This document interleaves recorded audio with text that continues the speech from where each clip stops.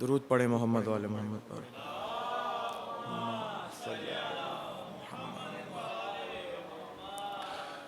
اعوذ باللہ السمیع العلیم من الشیطان اللعین الرجیم، بسم اللہ الرحمن الرحیم، الحمد للہ علی ما انعم وَلَهُ الشُّكْرُ عَلَى مَا أَلْهَمَ وَالثَّنَاءُ بِمَا قَدَّمَ مِنْ عُمُومِ نِعَمٍ ابْتَدَأَهَا وَسُبُوغِ آلَاءٍ أَسْدَاهَا وَتَمَامِ مِنَنٍ وَالَاهَا جَمَّ عَنِ الْإِحْصَاءِ عَدَدُهَا وَنَاءَ عَنِ الْجَزَاءِ أَمَدُهَا وَتَفَاوَتَ عَنِ الْإِدْرَاكِ أَبَدُهَا وندبهم لاستزادتها بالشكر لاتصالها واستحمد إلى الخلائق بإجزالها وثنى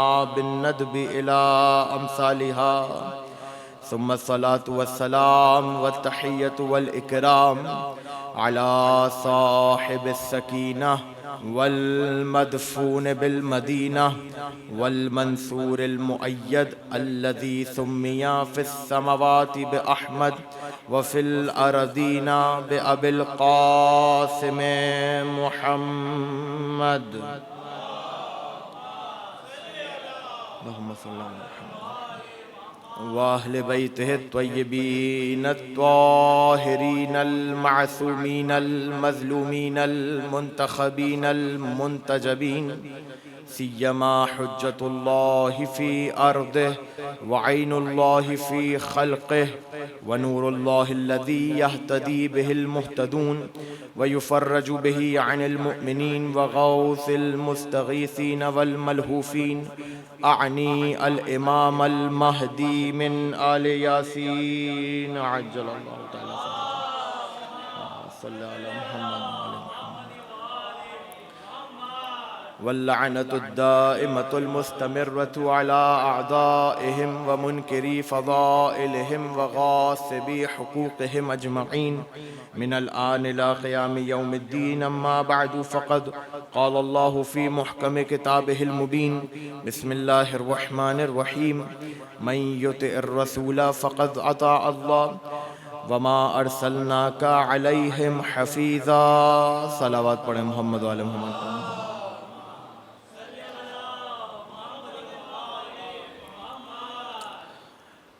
قرآن اور زیارت ابوالفضل کے عنوان سے سلسلے کی آج دوسری اور آخری تقریر ہے، اور اس تقریر میں ہم نے جس لقب کو چنا جو زیارت ابوالفضل العباس کے اندر موجود ہے، وہ ہے مطیع خدا، مطیع رسول، مطیع علی، مطیع فاطمہ، مطیع حسن اور مطیع حسین۔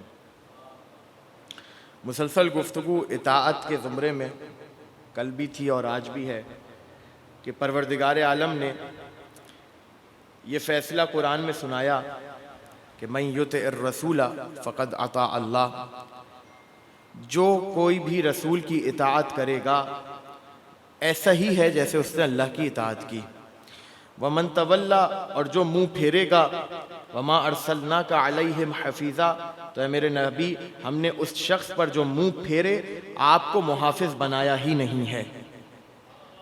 لہٰذا اطاعت کا مفہوم اتنا وسیع اور اتنا عریض ہے کہ پروردگار عالم نے اس پورے کے پورے مفہوم کو مخصوص کر دیا ذات مصطفیٰ اور ذوات اولو الامر کے ساتھ۔ اتنا وسیع موضوع اور اتنا عام موضوع، یعنی اطاعت خاص ہو یا اطاعت عام ہو، دونوں معاملوں میں پروردگار نے لازم کیا امت پر کہ تمہیں اطاعت کرنی ہے تو محمد و آل محمد کی کرنی ہے، تمہیں اتباع کرنی ہے تو محمد و آل محمد کی ہی کرنی ہے۔ ان کے صدقے میں ماں باپ کی اطاعت ہے، ان کے صدقے میں شوہر کی اطاعت ہے کچھ معاملات میں، ان کے صدقے میں اطاعت ہے جزوی طور پر جو دیگر اطاعتیں، لیکن جو کلی اطاعت ہے وہ صرف محمد اور آل محمد کی ہے۔ اس لیے کہ یہ عقلی قاعدہ ہے کہ انسان اطاعت اسی کی کرے گا جس کو اپنے سے زیادہ اچھا سمجھتا ہوگا۔ جو کائنات میں سب سے بہتر ہو، اطاعت کا حق اس کے پاس ہے کہ اس کی اطاعت کی جائے۔ لہٰذا اب آپ اگر اطاعت کے مفہوم کو دیکھیں تاریخ اسلام کے آئینے میں، تو نبی اکرم نے نماز، کل ہماری گفتگو ہوئی تھی اس موضوع پر کہ نبی اکرم نے نماز کا حکم دیا، ہم نے پڑھی، رسول نے روزے کا حکم دیا، ہم نے رکھا، رسول نے حج کا حکم دیا، ہم نے کر لیا، رسول نے زکوٰۃ کا حکم دیا، ہم نے زکوٰۃ بھی دے دی۔ یعنی جو کام رسول بتاتے جا رہے ہیں وہ کرتے جا رہے ہیں۔ شاید مسلمانوں کے ذہن میں کہیں نہ کہیں یہ بات پوشیدہ تھی کہ اطاعت کا تعلق صرف نماز سے ہے، اطاعت کا تعلق صرف روزے سے ہے، اطاعت کا تعلق صرف ان عبادتوں سے ہے جو انسان مسجد میں کرتا ہے یا مسجد کے باہر کرتا ہے۔ اطاعت کا مفہوم رسول نے جو بتایا وہ یہ نہیں ہے کہ تم نمازوں تک محدود رہ جاؤ۔ یاد رکھیے گا، اطاعت کی عمارت نبی نے مصلی پر کھڑی نہیں کی ہے، عقیدے پر کھڑی کی ہے۔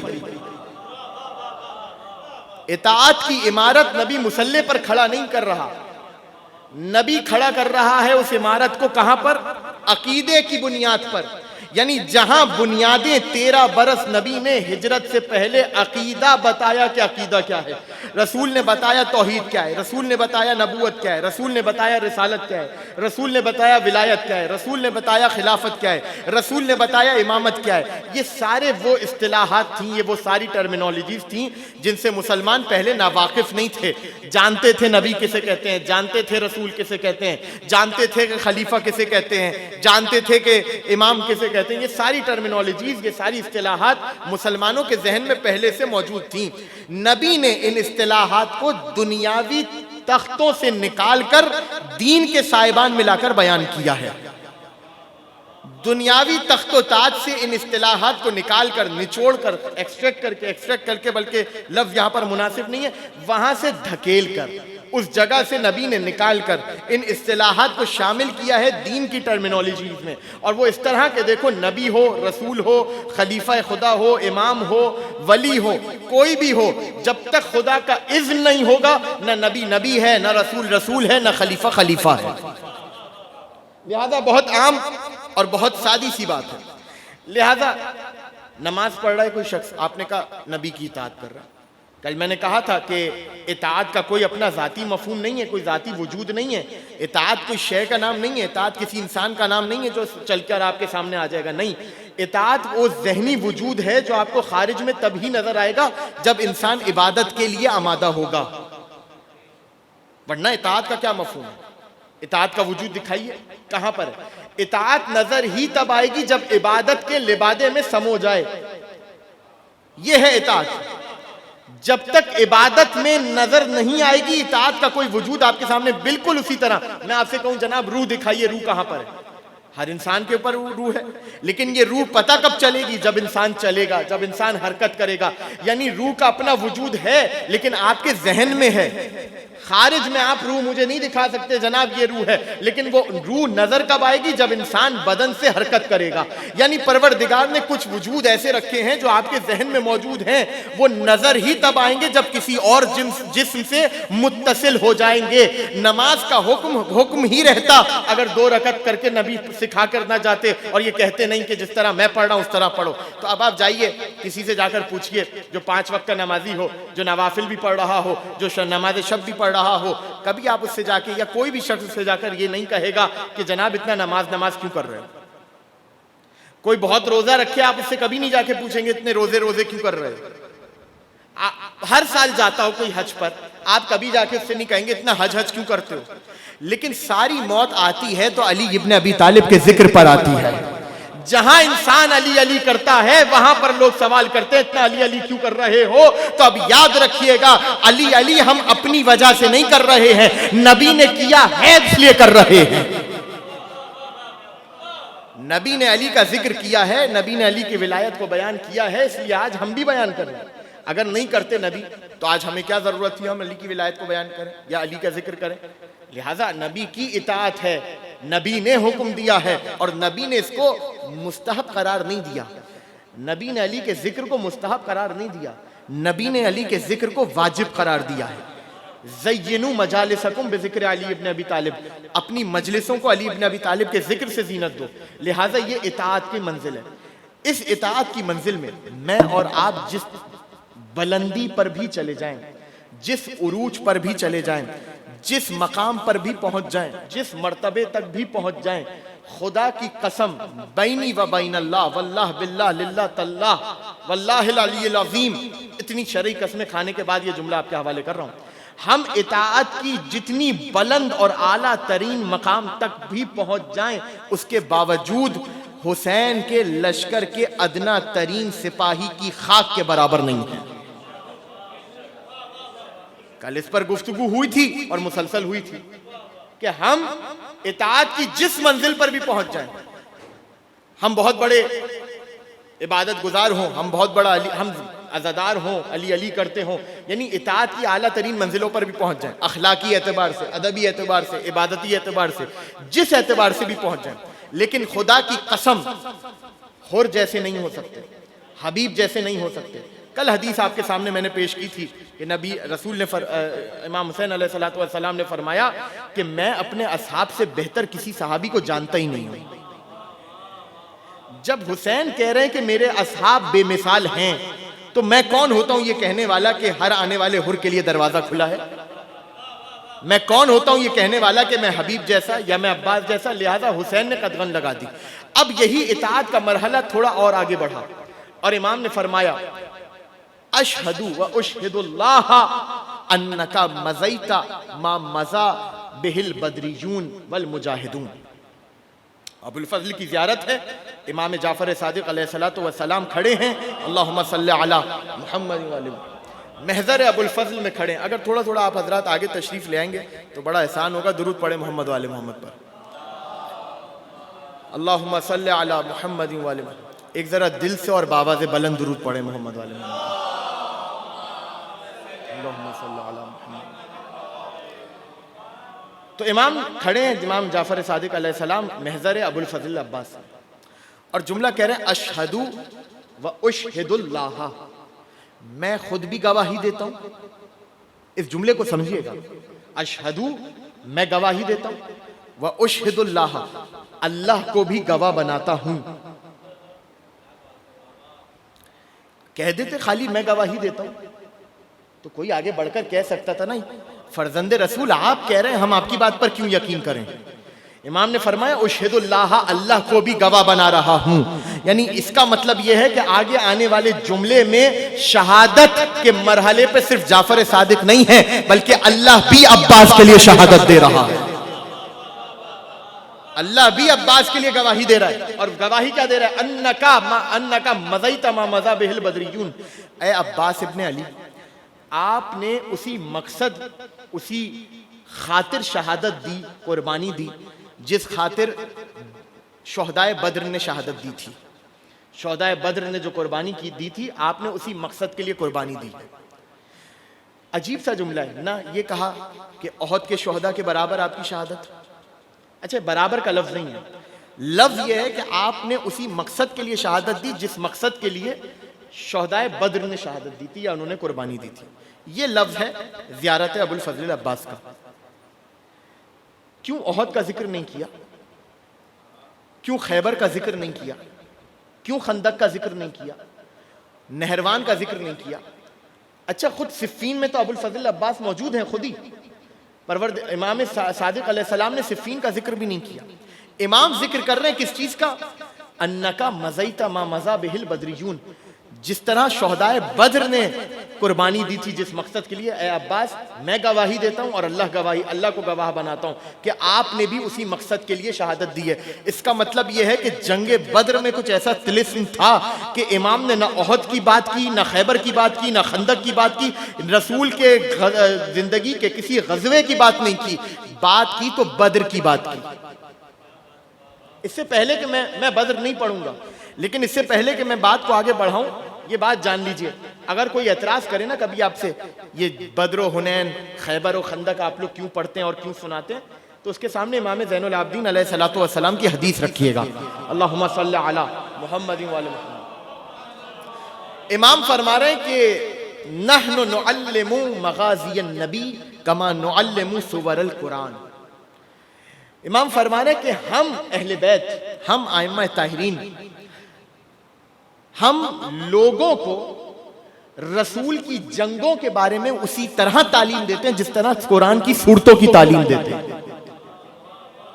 بہت توجہ کیجئے گا.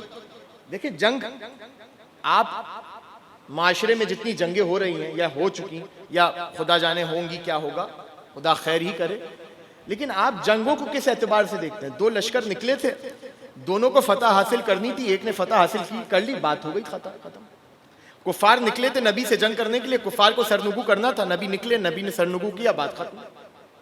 مسلمانوں نے سرنگو کیا، بات ختم.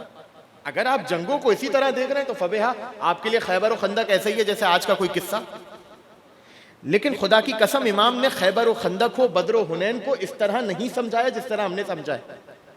امام فرما رہے ہم جنگوں کی تعلیم اس طرح دیتے ہیں جس طرح سورہ قرآن یعنی قرآن کی صورتوں کی تعلیم دیا کرتے ہیں. تو اب جا کے دیکھیے کہ قرآن کی صورتوں کی تعلیم امام کس طرح دیتے تھے، پھر پتہ چلے گا کہ امام نے جنگوں کی تعلیم کس طرح دی. بہت توجہ کیجئے گا. امام صورتوں کے بارے میں بتا رہے ہیں کہ اس کا تعلق یہ ہے، اس کی تعویل یہ ہے، اس کی تفسیر یہ ہے، اس کا مقصد یہ ہے، یہ صورت یوں آئی تھی، یہ صورت یوں آئی تھی. امام سب بتا رہے ہیں. یہ صورت اس کے لیے نہیں، کوئی آ گیا اس میں، اس صورت میں، اس آیت میں امی سے کیا مراد ہے؟ امام نے کہا لوگ کیا کہتے ہیں؟ اس نے کہا کہ امی سے مراد یہ لیتے ہیں. امام نے کہا نہیں، امی سے مراد یہ نہیں، یہ ہے. یعنی امام جس طرح شک و شبہات دور کر رہے ہیں صورت قرآن کے حوالے سے، اسی طرح امام نے غزوات کے حوالے سے بھی لوگوں کے ذہنوں سے شبہوں کو دور کیا ہے، شک و شبہات کو دور کیا ہے. تو اس لیے فرمایا کہ ہم رسول کے مغازی، رسول کے غزوات اسی طرح تعلیم کرتے ہیں. انہی غزوات میں سے غزوہ بدر اسلام کا پہلا غزوہ ہے، پہلی جنگ ہے سن 2 ہجری میں، اور ماہ رمضان میں اس جنگ کو واقع کیا گیا. کیا ہوا ایسا اس جنگ میں؟ 313 مسلمان آئے تھے، مشرکین کے مقابلے میں جنگ کی تھی، خبات ختم ہو گئی، مسلمانوں کو فتح ہوئی. وہ سارے واقعات قرآن میں موجود ہیں، سورہ انفال میں اور دیگر آیاتوں میں. 313 لوگ آئے تھے، مسلمانوں کے مقابلے میں جنگ کی تھی کفار نے اور مشرکین نے. مسلمانوں نے ان کے اوپر شکست حاصل کر لی، ان کے اوپر شکست دے دی، ان کے اوپر غلبہ حاصل کر لیا، جیت گئے اور جیت کر واپس آ گئے. مال غنیمت ملا، مال غنیمت لوٹ لیا، بات ختم ہو گئی. لیکن اب ذرا اس کو اسلام کے آئینے میں دیکھیں. ہجرت سے پہلے نبی کی 13 برس کی زندگی، کل میں نے اس پر گفتگو کی تھی. 13 برس کی زندگی میں نبی اکرم نے تلوار نہیں اٹھائی، نہ اٹھانے دی، قتل نہیں کیا، نہ کسی کو کرنے دیا. ٹھیک ہے، ہاں جہاں بات اسلام کی آ جائے وہ ایک الگ بات ہے، لیکن جنگ نہیں ہوئی. اسلام آیا ہے، عقیدے بتائے جا رہے ہیں، لوگوں کو بتایا جا رہا ہے کہ ولایت کیا ہے، خلافت کیا ہے، امامت کیا ہے. اب جنگ بدر کا جو موقع آیا ہے یہ اتنا حساس ہے کہ اب مسلمانوں کا امتحان لیا جائے گا. یہ مسلمانوں کی کسوٹی بنے گا. کیوں؟ اسلام آنے کے بعد سب سے پہلی جنگ ہے اسلام کی، لہٰذا اس عقیدے تو مضبوط ہو گئے، عقیدے تو لوگوں تک پہنچا دیے کہ بھائی ہمارا یہ عقیدہ ہے، یہ عقیدہ ہے، یہ عقیدہ ہے. یہ بات تو ہو گئی. لیکن سب سے بڑا مرحلہ جو یہاں پر آئے گا وہ کیا ہے؟ سب سے بڑا مرحلہ یہ ہے جنگ بدر کا کہ عقیدے تو مضبوط ہو گئے، لیکن کیونکہ اسلام کی پہلی جنگ ہے، اور جملہ آپ کے حوالے کر رہا ہوں، اور 313 کے لشکر میں بہت سے ایسے لوگ ہیں جنہوں نے کبھی تلوار نہیں اٹھائی. توجہ، کبھی تلوار نہیں اٹھائی. اب ان کے ہاتھ میں دی جا رہی ہے تلوار. ڈر بھی ہے، خوف بھی ہے، خشیت بھی ہے. ہر کوئی فریاد کر رہا ہے پروردگار سے. اور یہ جنگ جو واقع ہوئی تھی وہ کیسے واقع ہوئی تھی؟ عبداللہ بن جحش کو نبی نے تعاقب کرنے بھیجا تھا مشرکین کا، ان کے تجارتی سامان میں کا تعاقب کرنے کے لیے. عبداللہ بن جحش کچھ قافلے کو لے کر، کچھ نفر کو لے کر گئے وہاں پر، اور وہاں پر جا کے تلوار چلائی، کچھ کو قتل کر دیا، 2 کو قید کر کے لے آئے. جب قید کر کے لائے نبی کے پاس تو سمجھ رہے تھے بڑا خوش ہوں گے نبی، لیکن جیسی نبی نے دیکھا تو نبی نے فوراً کہا یہ بتاؤ ہم نے تمہیں قتل کا حکم کب دیا تھا؟ توجہ، ہم نے تمہیں قتل کا حکم کب دیا تھا؟ ہم نے تم سے کب کہا تھا قید کرو؟ ہم نے تم سے کب کہا تھا مال غنیمت لو؟ ہم نے تم سے کب کہا تھا کہ تلوار چلاؤ؟ ہم نے کہا تھا تعاقب کرو. اس کا مطلب یہ ہے کہ اس وقت تک جنگ کا حکم آیا نہیں تھا، جہاد کا حکم اس وقت تک آیا نہیں تھا. یعنی جنگ بدر میں ایک چیز اور پتہ چل گئی، وہ یہ کہ جہاد اسی وقت واجب ہے جب امام معصوم کا حکم آ جائے. توجہ، امام معصوم کا جب تک حکم نہیں آئے گا، ایک ایک لفظ کو محسوس کیجئے گا. اور وہ جو میں نے جملہ زیارت کا آپ کے حوالے کیا تھا اس کو ذرا دیکھیے کہ اے عباس آپ اسی چیز کے لیے قربان ہوئے جس چیز کے لیے شہدائے بدر قربان ہوئے تھے. وہ چیز کیا تھی؟ وہ مقصد کیا تھا؟ توجہ رکھیے گا، بہت توجہ. اے عباس آپ اسی چیز کے لیے قربان ہوئے جس کے لیے شہدائے بدر قربان ہوئے تھے. یہاں تک بات ہو گئی. عباس نے کیا کیا تھا؟ یہاں سے عبداللہ بن جحش نے بتایا کہ یا نبی اللہ جنگ شروع ہو گئی تھی اور ہم نے بھی تلوار نکال لی تھی. رسول نے کہا ہم نے تم سے نہیں کہا تھا کہ جنگ کرو، ہم نے تم سے کہا تھا تعاقب کرو. اس لیے کہ جنگ کا حکم اس وقت تک آیا نہیں تھا. جب جنگ کا حکم آیا رسول خود لشکر لے کر پہنچے 313 کو میدان جنگ میں، لیکن اس کے باوجود نبی نے کہا کہ جس وقت تک جنگ کا حکم نہیں آیا تھا، اس کا مطلب یہ ہوا کہ نبی نے بتایا کہ جنگ اسی وقت واجب ہوگی جب امام معصوم کا حکم آیا. اب سمجھ میں آیا کہ کربلا میں عباس نے اس وقت تک تلوار نہیں نکالی جب تک حسین نے نہیں کہہ دیا. یعنی عباس یہ بتا رہے ہیں وہ نماز ہو، وہ روزہ ہو، وہ حج ہو، وہ جہاد ہو، کوئی بھی امر اسلام ہو اور کوئی بھی امر الہی ہو، پابند ہے حسین ابن علی کا. جب تک حسین امر نہیں کریں گے خدا کا حکم نافذ نہیں ہوگا.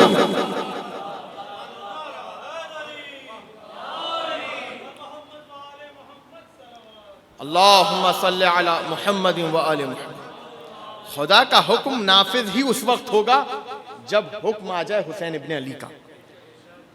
اب اس کے بعد جب یہ معاملہ ہوا مشرکین کے اندر آگ جاگی کہ ہم بھی بدلہ لیں گے. وہاں سے انہوں نے لشکر تیار کیا، یہاں سے مسلمان، وہ مسلمانوں کے مقابلے میں 3 گنا زیادہ تھے. تو اب جب یہ لشکر آمنے سامنے ہوا تو عالم یہ تھا مسلمانوں کے قلب کا، عالم یہ تھا مسلمانوں کے دلوں کا کہ دل بیٹھے ہوئے تھے. بیٹھے ہوئے کیوں تھے؟ اس لیے بیٹھے ہوئے تھے پہلی جنگ ہے. کچھ کو تو آتی تھی تلوار چلانا لیکن بہت سو کو نہیں آتی تھی. بہت سو نے تو میدان کی شکل بھی نہیں دیکھی. دیکھیں یاد رکھیے گا، غاروں میں رہنا اور ہے، میدانوں میں لڑنا اور ہے. لہٰذا بہت سے لوگ تھے جو جانتے بھی نہیں تھے کہ تلوار چلائی کیسے جاتی ہے. میں جنگ نہیں پڑھوں گا لیکن آپ کو ایک حوالہ دینا چاہتا ہوں.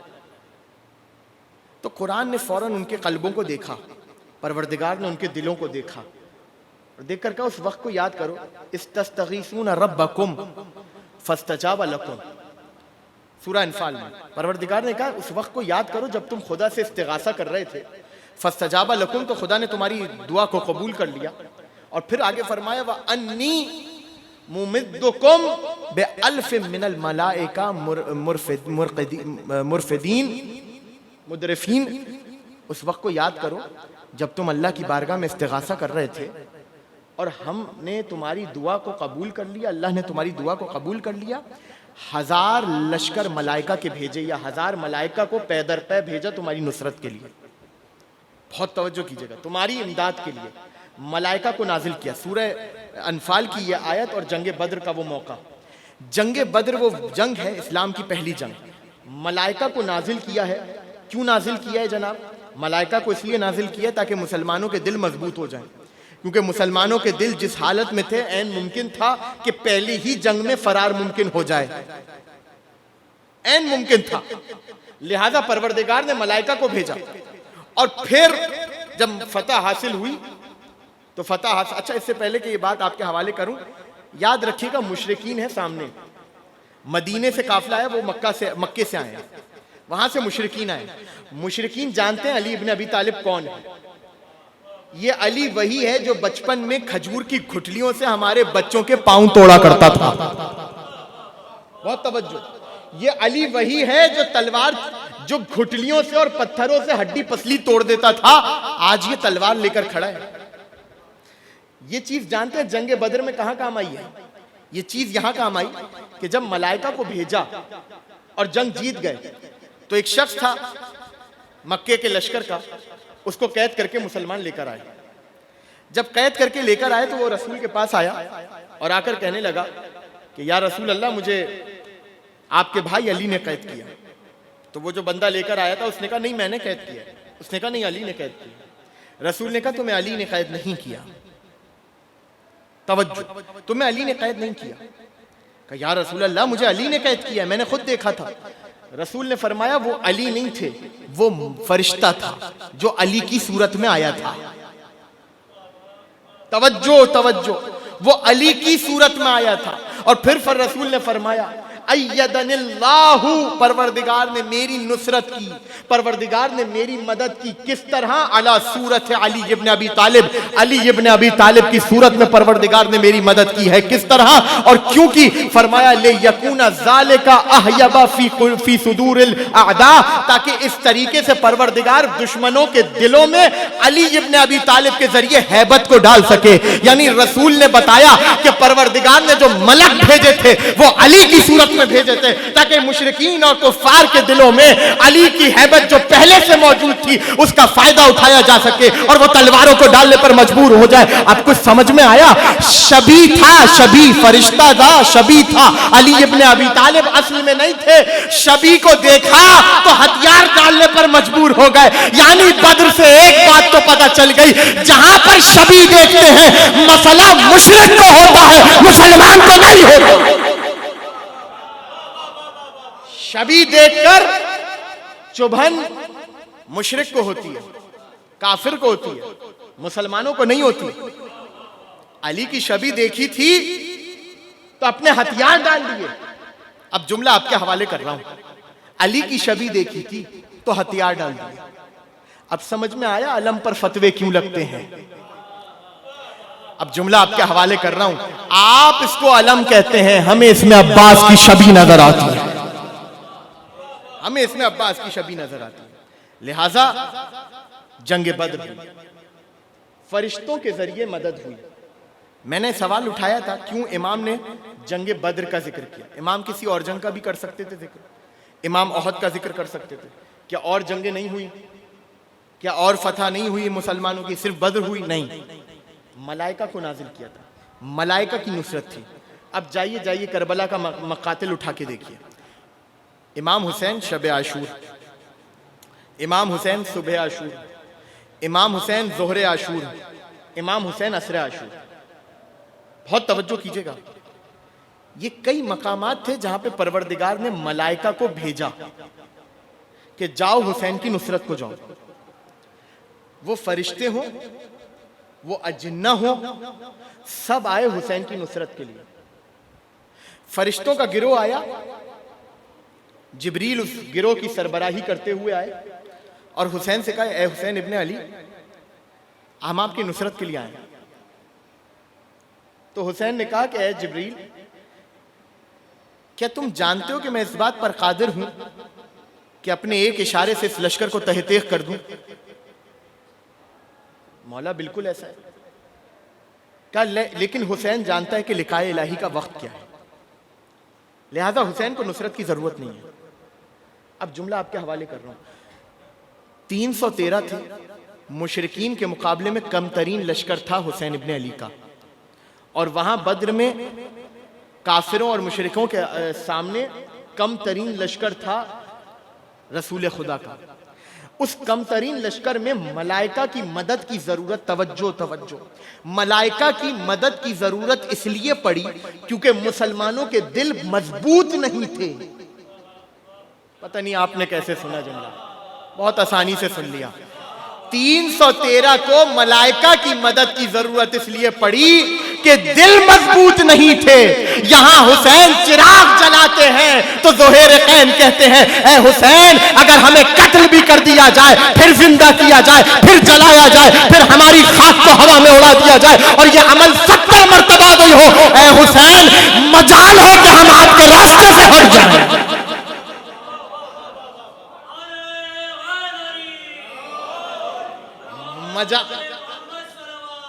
اللہم صلی علی محمد و آل محمد. ممکن نہیں ہے حسین ابن علی کہ ہم آپ کے راستے سے ہٹ جائیں. 313 کو ملائکہ کی ضرورت اس لیے پڑی کیونکہ دل مضبوط نہیں تھے. یہاں حسین کے لشکر میں 72 ہیں لیکن دل اتنے مضبوط ہیں کہ حسین چراغ بجھا کے کہتے ہیں کہ چلے جاؤ، جنت کی ضمانت میں حسین ابن علی لیتا ہوں. اس کے باوجود کسی کا قدم اپنی جگہ سے پیچھے نہ ہٹا، کسی کا قدم اپنی جگہ سے پیچھے نہ ہٹا. تو اب سمجھ میں آیا فرشتوں کی مدد وہ لے جس کے قدم کمزور ہوں. توجہ توجہ, فرشتوں کی مدد کا سوال وہ کرے جس کے قدم مضبوط ہو. حسین نے فرشتوں کو شب عاشور جبریل آئے, اے حسین ہم آپ کی نصرت کے لیے آئے ہیں. حسین نے کہا مجھے فرشتوں کی نصرت کی ضرورت نہیں. اب جملہ آپ کے حوالے کر رہا ہوں, مجھے فرشتوں کی ضرورت نہیں ہے. رسول نے اس مدد کو قبول اس لیے کیا تھا کیونکہ 313 میں سب کے دل مضبوط نہیں تھے. ارے حسین نے لشکر کو, فرشتوں کے لشکر کو واپس اس لیے بھیجا جس لشکر میں عباس ہو وہاں فرشتوں کی ضرورت ہی نہیں. جس لشکر میں عباس ہو, جس لشکر میں حبیب آ جائیں, جس لشکر میں علی اکبر ہو, جس لشکر میں اون و محمد ہو, جس لشکر میں بنی ہاشم ہو, وہاں فرشتوں کی کیا ضرورت ہے؟ لہذا فرشتے بھی دیکھیں گے کہ عباس جنگ کیسے کرتے ہیں, فرشتے بھی دیکھیں گے کہ اون و محمد جنگ کیسے کرتے ہیں, فرشتے بھی دیکھیں گے کہ قاسم و علی اکبر جنگ کیسے کرتے ہیں. لہذا امام نے فرما دیا نا کہ اے عباس آپ نے اسی طرح قربانی دی, اسی مقصد کے لیے جس مقصد کے لیے اہل بدر نے قربانی دی تھی, صاحبان بدر نے, شہدائے بدر نے قربانی دی. آپ نے اسی مقصد کے لیے قربانی دی. ان کا مقصد کیا تھا؟ حجت خدا کی اطاعت. آپ کا مقصد کیا تھا؟ حجت خدا کی اطاعت. کربلا میں واحد حسین ہیں جو راہ خدا کے لیے نکلے تھے, باقی 72 حسین کی راہ کے لیے نکلے تھے. لہذا اے عباس آپ نے اے ابو الفضل آپ نے اسی مقصد کے لیے قربانی دی جس مقصد کے لیے شہدائے بدر نے قربانی دی تھی, حجت خدا کی اطاعت کے لیے. آپ نے قربانی دی حجت خدا کی اطاعت کے لیے. اور پھر اس کے بعد فرمایا انعام کیا ملا عباس کو, انعام کیا ملا؟ پر امام فرما رہے رفع اللہ ذکرک فی علیین. اے عباس انعام یہ ملا کہ پروردگار نے آپ کے ذکر کو علیین میں بلند کیا. توجہ کیجئے گا اس پر. دیکھیں قرآن میں اور عربی زبان میں 2 لفظ ہیں, ایک ہے نزول اور ایک ہے رفعت. نزول کہتے ہیں اوپر سے نیچے آنے کو, اور رفعت کہتے ہیں نیچے سے اوپر جانے کو. بہت توجہ کیجئے گا. نزول کہتے ہیں اوپر سے نیچے آنے کو, رفعت کہتے ہیں نیچے سے اوپر جانے کو. انا انزلنا الکتاب, ہم نے اس کتاب کو نازل کیا. انا نحن نزلنا الذکر, ہم نے ذکر کو نازل کیا. لیکن جہاں رفعت کی بات آئی, نبی کے ذکر کو, وَرَفَعْنَا لَكَ ذِكْرَكَ, اے میرے حبیب ہم نے آپ کے ذکر کو بلند کیا. پتہ نہیں کہاں تک پہنچا یہ جملہ, خیر میں اس کی وضاحت کرتا چلوں. نازل کہتے ہیں اوپر سے نیچے آنے کو, رفعت کہتے ہیں نیچے سے اوپر جانے کو. خدا نے اپنے کلام کو نازل کیا ہے اور محمد کے ذکر کو بلند کیا ہے. محمد کے ذکر کو بلند کیا ہے. تو آپ کہیں گے نازل ہونے میں توہین ہو گئی اور رفعت ہونے میں غلو ہو گیا. نہیں, نازل کیا قلب مصطفیٰ پر. اب جملہ آپ کے حوالے کروں, کلام خدا کی بلندی ہی یہ ہے کہ وہ اوپر سے نیچے نازل ہو بھی تو قلب مصطفیٰ پر. کلام خدا کی بلندی ہی ہے کہ اے میرے حبیب ہم نے آپ کے قلب پر نازل کیا. اب آپ اس مقام پر ہیں, اب آپ اس منزل پر ہیں, آپ نے اس طرح خدا کے کلام کو آگے پہنچایا. وَرَفَعْنَا لَكَ ذِكْرَكَ, ہم نے آپ کے ذکر کو بلند کیا. تو نبی کے ذکر کو بلند کیا پروردگار نے. یاد رکھیے گا, جملہ آپ کے حوالے کر رہا ہوں, ہمارا کام ہے ذکر کرنا, بلند کرنا نہیں. ہم اہل بیت کا ذکر کرتے ہیں, بلند نہیں کرتے. بہت توجہ کیجئے گا. ہم مامور ہیں اہل بیت کا ذکر کرنے پر. ذکر کو بلند کرنا ہمارے بس کی بات نہیں ہے. ہمارا کام ہے ذکر کرنا, بلند کرنا اللہ کا کام ہے. ہمارا کام ہے محمد کا ذکر کرنا, بلند کرنا اللہ کا کام ہے. ہمارا کام ہے علی کا ذکر کرنا, بلند کرنا اللہ کا کام ہے. اب جملہ آپ کے حوالے کر رہا ہوں, ہمارا کام عباس کا ذکر کرنا ہے, بلند کرنا اللہ کا کام ہے. بلند کرنا اللہ کا کام ہے. تو امام نے فرمایا علیین میں آپ کے ذکر کو بلند کیا. کیا ہے علیین؟ کیا ہے علیین؟ امام محمد باقر علیہ السلام, اللہم صلی علی محمد وآل محمد, فرمایا ان اللہ خلقنا من اعلی علیین, پروردگار نے ہم آل محمد کے بدن کو، ہم آل محمد کے جسم کو، ہم آل محمد کے لبادہ بشریت کو خلق کیا ہے اعلیٰ علیین سے۔ توجہ، آل محمد فرما رہے ہیں کہ ہمارے جسم کو پروردگار نے خلق کیا ہے کس چیز سے؟ اعلیٰ علیین سے، جسم کو، روح کو نہیں۔ اور پھر فرمایا وَخَلَقَ أَرْوَاحَنَا مِن فَوْقِ ذَلِكَ، اور پروردگار نے ہماری جو روح ہے اس کو اس سے بلند مقام سے خلق کیا ہے۔ بلند مقام سے خلق کیا مطلب اعلیٰ علیین میں آج تک اختلاف ہے۔ کوئی کہتا ہے علیین سے مراد درجات عالیہ ہے، کوئی کہتا ہے علیین سے مراد بہشت ہے، کوئی کہتا ہے علیین سے مراد 7واں آسمان ہے، کوئی کہتا ہے سدرۃ المنتہا ہے، اور کوئی کہتا ہے زیر عرش جو مقام ہے اسے علیین کہا جاتا ہے۔ بہت توجہ کیجئے گا، اختلاف البتہ محدثین میں رہا، اور شرح کرنے والے حضرات میں یہ اختلاف رہا کہ علیین سے مراد کیا ہے۔ لیکن علیین سے مراد جو بھی ہے، یہ بات طے ہے کہ جو بھی علیین کا عالم ہے وہ اتنا بلند ہے کہ انسانی عقل وہاں تک پرواز نہیں کر سکتی۔ بہت توجہ کیجئے گا، انسانی عقل وہاں تک پرواز نہیں کر سکتی۔ اور امام فرما رہے ہیں کہ پروردگار نے ان اللہ خلقنا من اعلیٰ علیین، پروردگار نے ہمارے جسموں کو اعلیٰ علیین سے خلق کیا ہے۔ دیکھیں، اور ہماری ارواح کو اس سے بلند مقام سے خلق کیا ہے۔ بہت توجہ کیجئے گا اس بات پر۔ دیکھیں، میں نے شروع میں اور کل کی مجلس میں بھی کہا تھا وجود دو قسم کے ہیں، ایک وہ جو نظر آ جائے، ایک وہ جو نظر نہ آئے۔ میں آپ سے کہتا ہوں مجھے دکھائیے جسم کا ہے، آپ دکھائیں گے یہ جسم ہے، یہ جسم ہے، یہ جسم ہے، یہ جسم ہے، یہ جسم ہے، ہر وہ چیز جو جگہ رکھے وہ جسم ہے۔ تو جسم نظر آ سکتا ہے، لیکن میں آپ سے کہوں روح دکھائیں تو آپ روح نہیں دکھا سکتے۔ بہت توجہ کیجئے گا، آپ روح نہیں دکھا سکتے۔ امام فرما رہے کہ ہمارے جسموں کو پروردگار نے علیین سے خلق کیا ہے۔ تو اب جملہ آپ کے حوالے کر رہا ہوں، علیین وہ مقام ہے جہاں تک انسان کی عقل نہیں پہنچ سکتی۔ تو اب جملہ آپ کے حوالے کر رہا ہوں، ارے جن کے جسموں تک عقلیں نہ پہنچ سکے ان کی روحوں تک عقلیں کیا پہنچیں گی؟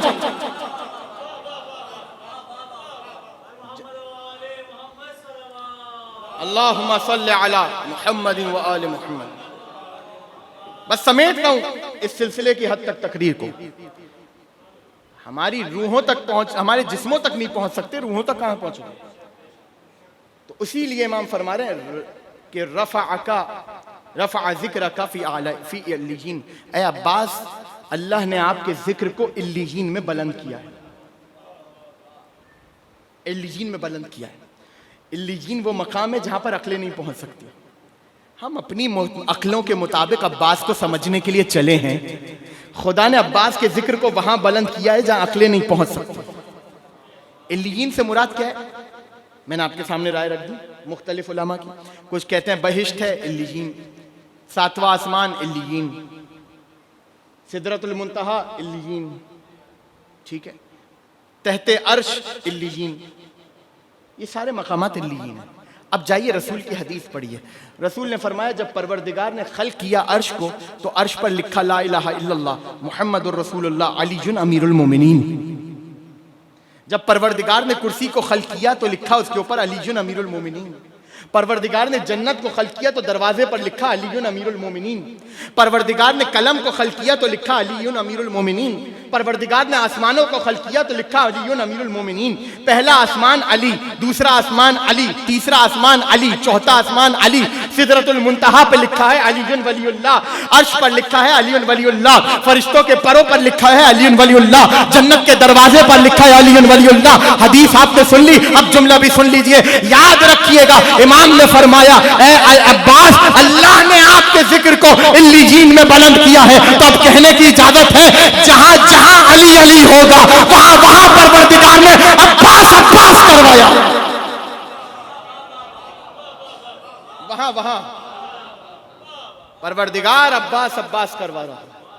جہاں جہاں علی علی لکھا ہے وہاں وہاں عباس عباس۔ اعلیٰ علیین میں آپ کے ذکر کو بلند کیا، علیین میں آپ کے ذکر کو بلند کیا۔ اے ابو الفضل العباس، پروردگار نے آپ کے ذکر کو، کس نے؟ خدا نے فرمایا اِنَّا نَحْنُ نَزَّلْنَا الذِّكْرَ وَإِنَّا لَهُ لَحَافِظُونَ۔ ہم نے ذکر کو نازل کیا ہے تو ہم اس کی حفاظت کرنے والے ہیں. توجہ کیجئے گا بہت. جو ذکر خدا آسمان سے زمین کی طرف نازل کرے اس کی حفاظت کی ذمہ داری اپنے حصے میں لے رہا ہے. توجہ کیجئے گا اس جملے پر. نزول کا مطلب کیا ہے؟ اوپر سے نیچے آنا. نزل جبرائیل، جبریل نازل ہوئے. نزل میکائیل، میکائیل نازل ہوئے. نزول کہتے ہیں اوپر سے نیچے آنے کو. رفعت کہتے ہیں نیچے سے اوپر جانے کو. اب جملہ آپ کے حوالے کر رہا ہوں. قرآن میں خدا نے کہہ دیا ہم نے ذکر کو نازل کیا تو ہم اس کی حفاظت کرنے والے ہیں. جو ذکر اوپر سے نیچے آ رہا ہے خدا اس کا محافظ ہے، اور جو ذکر نیچے سے اوپر جا رہا ہے کیا خدا اس کا محافظ نہیں ہوگا؟ لہذا عباس کے ذکر کا محافظ خدا ہے. اب جس کے منہ میں جو آتا ہے بولتا رہے، اب جس کے منہ میں جو بات آتی ہے بولتا رہے، جس کو جو توہین کرنی ہے کرتا رہے. جس ذکر کا محافظ پروردگار ہے. یاد رکھیے گا عباس کے ذکر پر گردنیں پکڑنے والا کوئی اور نہیں، خود اللہ ہوگا. اس لیے کہ ذکر کو بلند کرنے والا اللہ ہے، تو جو ذکر کو نیچے لانا چاہے گا اس کی گردن کوئی اور نہیں بلکہ اللہ پکڑے گا، اور اسے جہنم میں کوئی اور نہیں خود علی منہ کے بل پھینکیں گے. جس کے ذکر کو خود اللہ بلند کر رہا ہے، جس کے ذکر کو خود اللہ بلند کر رہا ہے، جس کے ذکر کی ضمانت پروردگار لے رہا ہے، جس ذکر کی محافظت پروردگار کر رہا ہے، وہ ذکر کبھی سرنگو نہیں ہوگا. نہ وہ ذکر ہوگا، نہ وہ پرچم ہوگا، نہ وہ ذات ہوگا. لہذا عباس ابن علی، ہر امام جس کی ایمان کی گواہی دے رہا، ہر امام جس کی بصیرت کی گواہی دے رہا، خدا کی قسم میری اور آپ کی عقلیں عباس کی جوتی کو بھی درک کر لیں تو بہت بڑی بات ہے. بہت بڑی بات ہے، میں کہہ رہا ہوں بہت بڑی بات ہے. اول تو مجھے یہ بھی ناممکن نظر آتا ہے کہ اس نالین کے بارے میں پتہ چل جائے جو عباس پہنتے تھے، نالین کے ان تسموں کے بارے میں پتہ چل جائے جو عباس اپنے ہاتھوں سے باندھتے تھے. کاش ہم عباس کی نالین کا وہ تسمہ ہوتے جس کو عباس اپنے پاؤں میں رکھتے ہیں. چلیے بہت بڑا دعویٰ کر دیا اور بہت بڑی دعا مانگ لی ہے میں نے بہت بڑی دعا مانگ لی ہے. کاش ہم عباس کے گھوڑے کی وہ رکاب ہوتے جس میں عباس اپنا پاؤں ڈالتے تھے. خدا کی قسم یہ بھی بہت بڑی دعا ہے. کاش عباس کے رہوار کے ٹاپوں کے نیچے لگا ہوا نال ہوتے. یہ جملے کیوں کہہ رہا ہوں جانتے ہیں؟ یہ جملے اس لیے کہہ رہا ہوں کہ آج اگر کوئی عباس کے حق کو کم کرنے کی کوشش کرے نا، اس سے بہتر عباس کے گھوڑے کے پاؤں میں جو نال ہے نا وہ ہے. عباس کے گھوڑے کے پاؤں میں جو نال لگی ہے نا وہ اس شخص سے بہتر ہے جو عباس کے حق کو کھا رہا ہے. کم سے کم وہ نال اس سواری اور اس رہوار کے مددگار ثابت ہو رہی ہے جس کے اوپر عباس سوار ہے. وہ عباس کے حق کو غصب نہیں کر رہی، وہ عباس کے حق کو کھا نہیں رہی ہے. لہٰذا ہر دور میں ضرورت ہے کہ امام کے بتائے ہوئے ان جملوں کے اوپر گفتگو کی جائے جو امام نے عباس کی فضیلت میں بیان کی ہے، جو امام نے عباس کی شان میں بیان کی ہے. اللہ اکبر. غازی آباد ہندوستان کا ایک شہر تھا اور علاقہ تھا. عزاداری ہوتی تھی وہاں پر اپنے انداز سے. تو ایک دن ایسا آیا کہ وہ لوگ کردار ڈھونڈ رہے تھے جس طرح آج کربلا وغیرہ میں شبیہات بنائی جاتی ہیں. جو لوگ گئے میں انہوں نے دیکھا ہے، ورنہ تصاویر وغیرہ میں نظر آتا ہے. انہوں نے شبیہات بنانی تھی، سارے کردار مل گئے، عباس کا کردار نہیں ملا. دیکھا کہ ایک نوجوان شخص ہے وہ آ رہا ہے مسجد سے باہر. پریشان دیکھا ان لوگوں کو، ان کے پاس آیا، کہا کیا بات ہے؟ کہا سارے کردار مل گئے، عباس کی شبیہ نہیں مل رہی. کہا کیا تم لوگوں کی ڈیمانڈز ہیں، کیا کرائیٹیریا ہے؟ کہا ہمیں متقی پرہیزگار آدمی اور جوان چاہیے جو صغائر اور کبائر سے دور رہنے کی کوشش کرتا ہو. اس نے کہا آپ میری تحقیق کروا لیں. انہوں نے تحقیق کروائی، اس کو چن لیا کہ بھئی تم ہی شبی بن جانا. خوشی خوشی گھر آیا، گھر آ کے ماں باپ کو بتایا. ماں اس کی اہل بیت کی چاہنے والی تھی، باپ دشمن تھا اہل بیت کا۔ جیسے ہی آ کے یہ بات گھر میں بتائی، باپ اپنے باورچی خانے میں گیا اور وہاں سے خنجر لا کے اس بچے کے دونوں ہاتھ کاٹ دیے، اور ہاتھ کاٹ کر کہا کہ اب تو عباس کی شبیہ بن سکتا ہے۔ جیسے ہی ماں نے دیکھا تو ماں کا دل تڑپ گیا، بیٹے کے پاس آئی اور کوسنے لگی اس کے باپ کو۔ تو اس نے کہا کیا تو بھی محبہ اہل بیت ہے؟ کہنے لگی ہاں، میں اہل بیت کی چاہنے والی ہوں۔ اسی خنجر سے اس عورت کی زبان کو کاٹا اور دونوں ماں بیٹے کو گھر سے باہر نکال دیا۔ خون کافی بہہ چکا تھا، بیٹا بے ہوش ہو چکا تھا۔ بیٹے کو گھسیٹتی ہوئی امام باڑے کے اندر لے کر آئی اور ممبر کے ایک طرف بیٹے کو لٹا دیا، خود ممبر کے آگے بیٹھ گئی۔ جو آتا تھا اس کو بتاتی تھی اشاروں سے کہ میرے ساتھ کیا ہوا ہے۔ کہتی ہے کہ اچانک امام باڑہ خالی ہو گیا، دروازے بند ہو گئے، میں بیٹھی رہی۔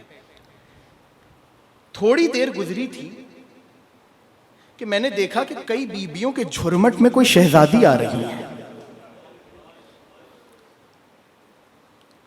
میں نے اشارے سے ان کو سمجھانے کی کوشش کی تو انہوں نے اپنی انگلیاں میرے زبان پر پھیری، میری زبان واپس آ گئی۔ یہ عمل کر کے وہ پلٹ گئی۔ میں ان کے قریب گئی، ان کے ابا کو پکڑ لیا، دامن کو میں نے پکڑ لیا۔ کہا بی بی آپ کون ہیں؟ کہا یہ جس کے امام باڑے میں تو بیٹھی ہے نا، میں اس کی ماں فاطمہ ہوں۔ تو ہاتھوں کو جوڑ کے کہنے لگی بی بی جب آپ میری زبان دے سکتی ہیں تو میرے بچے کے ہاتھ بھی دے سکتی ہیں۔ تو بی بی نے کہا جاؤ جا کر دیکھو تمہارے بچے کے ہاتھ آ چکے ہیں۔ دوڑتی ہوئی بچے کے پاس آئی تو کیا دیکھا، دونوں ہاتھ سلامت تھے، دونوں ہاتھ سلامت تھے۔ ماں نے پوچھا بیٹا کیا ہوا؟ کہا اماں میں تو بے ہوش تھا، کوئی جوان آیا تھا مجھے ٹھوکر سے اٹھایا، اس نے میرے کٹے ہوئے ہاتھوں کو اپنے سینے سے لگایا اور سینے سے لگایا، جیسے ہی سینے سے لگایا میرے ہاتھ آ گئے۔ کہا بیٹا ان سے پوچھا کہ وہ کون تھے؟ کہ نہیں اماں میں نے پوچھا نہیں، میں نے صرف اتنا کہا آپ صاحب کرامت لگتے ہیں، اپنا دست شفقت میرے سر پہ پھیر دیں، بس یہ کہنا تھا۔ تو وہ جوان رو کر کہنے لگا اے جوان اگر میرے ہاتھ ہوتے تو سکینہ پیاسی نہ رہتی۔ اجرکم علی اللہ، اجرکم علی صاحب الزمان، اگر میرے ہاتھ ہوتے تو سکینہ کبھی پیاسی نہ رہتی، اگر میرے ہاتھ ہوتے تو زینب کبھی بے ردا نہ ہوتی۔ ہاں عزادارو، ارے بیبیوں کا سہارا تھے عباس، چادروں کا آسرا تھے عباس۔ جب مدینے سے چلی تھی زینب تو یہ کہتی ہوئی گئی تھی کہ اے بیبیوں تمہارے پردے کی ضمانت میں زینب لیتی ہوں، جب تک عباس ساتھ ہے ہمارے پردے کو کچھ نہ ہوگا۔ لیکن جب عباس نے رخصت لی ہے نا تو ایک مرتبہ زینب نے بیبیوں کو جمع کیا اور جمع کر کے کہنے لگی بیبیوں وہ ضمانت جو زینب نے لی تھی وہ زینب واپس لیتی ہے، اس لیے کہ یہ عباس نہیں جا رہے، یہ زینب کا پردہ جا رہا۔ اجرکم علی اللہ، عزادارو آپ کے رونے پر کوئی پابندی نہیں ہے، آپ کی بلند آواز کو امام صادق بہت پسند کرتے ہیں، آوازوں کو بلند رکھیے گا، عباس کا علم برآمد ہوگا، نوحہ پڑھیے گا، سینوں پر ہاتھ ماریے گا۔ علم اٹھایا عباس نے، بڑی شان سے چلے ہیں دریا کی جانب، پیچھے سکینہ نے چھوٹے چھوٹے بچوں کو جمع کر لیا، کہا بچوں میرے پاس آ جاؤ، میرے چچا پانی لائیں گے، میں تم سب کو پانی پلاؤں گی۔ ایک مرتبہ علم کی طرف دیکھتی جاتی تھی، کہتی جاتی تھی وہ دیکھو میرے چچا کا علم ہے، وہ آگے بڑھ رہا ہے، میرے چچا دریا کی جانب جا رہے ہیں۔ علم نشیب کی طرف اترا، سکینہ نے کہا دیکھو میرے چچا نہر میں اتر گئے ہیں، پانی بھر رہے ہیں۔ علم بلند ہوا، سکینہ نے کہا لو میرے چچا نے پانی بھر لیا، میرے چچا تمہارے پاس آئیں گے، میں تم سب کو پانی پلاؤں گی۔ اچانک نظریں جمائی ہوئی رکھی تھی سکینہ نے کہ اچانک علم نے ہچکولے کھانا شروع کیے۔ سکینہ نے کہا بچوں اب کوزوں کو زمین پر رکھ دو، میں دعا کروں گی تم آمین کہنا۔ ننھے ننھے ہاتھ اٹھے، پروردگار میرے چچا کی خیر۔ وہاں عباس آواز دیتے ہیں حسین کو، السلام علیکہ یا ابا عبداللہ۔ حسین دوڑتے ہوئے عباس کے لاشے پر پہنچے تو کیا دیکھا؟ عباس کی آنکھوں میں تیر تھے۔ عباس حسین کے زانووں پر سر کو رکھا اور عباس نے سر کو ہٹا لیا، حسین نے پھر سر کو رکھا، عباس نے سر کو ہٹا لیا اور رو کر کہنے لگے آقا مجھے شرم آتی ہے، میرا سر آپ کے زانوں پر، آپ کا سر نوکے نیزہ پر ہوگا۔ کہ عباس کو یہ آخری خواہش ہو کہ آقا دو وصیتیں کرنا چاہتا ہوں۔ ہاں عباس میرے لال بولو۔ کہ آقا پہلی وصیت یہ کہ میرا لاشا خیموں میں نہ لے کے جائیے گا، پہلی وصیت یہ کہ میری آنکھوں میں جو تیر لگا ہے آپ کو دیکھنے میں مخل ہے، اے ابا عبداللہ اس تیر کو نکال دیجئے تاکہ عباس آپ کو دیکھے۔ حسین نے تیر کو نکالا، خون کو صاف کیا دوسری آنکھ سے، عباس نے حسین کی طرف دیکھا، درود پڑھا، سلام کیا اور اس کے بعد ایک مرتبہ کہنے لگے آقا میرا لاشا خیموں میں لے کے نہ جائیے گا، میں سکینہ سے، آخری جملہ ہے، میں سکینہ سے وعدہ کر کے آیا تھا، اب اگر خالی ہاتھ جاؤں گا سکینہ کیا کہے گی؟ کہ عباس بہنیں تمہارے لاشے کا سوال کرے گی۔ تو ایک مرتبہ اشارہ کیا آقا یہ میرا علم لے جائیے، بس یہی میرا لاشا ہوگا۔ عباس کی آنکھیں بند ہو گئی، حسین عباس کا علم لے کر خیموں کی جانب بڑھے، پہلے